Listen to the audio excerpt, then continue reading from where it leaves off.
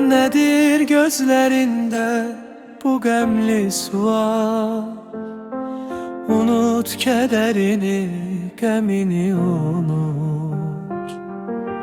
Hele ki ömründe mən varam senin.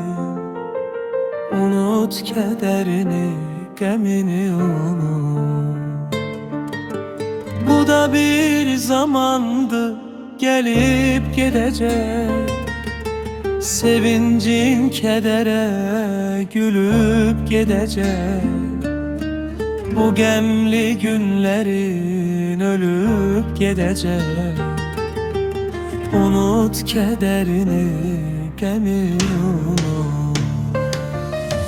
Elə bil dağsan ki vüqar yaraşır.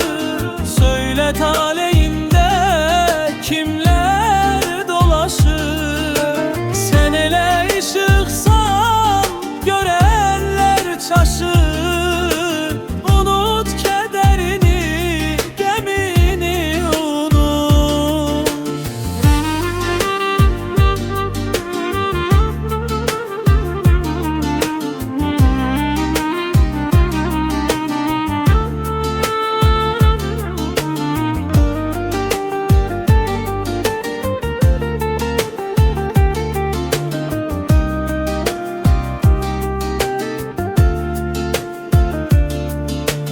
Dağlardan gelmişik çəni unutma.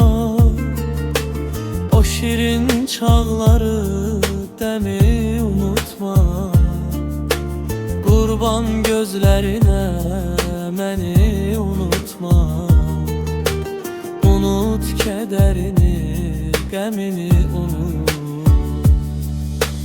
Elə bil dağsan ki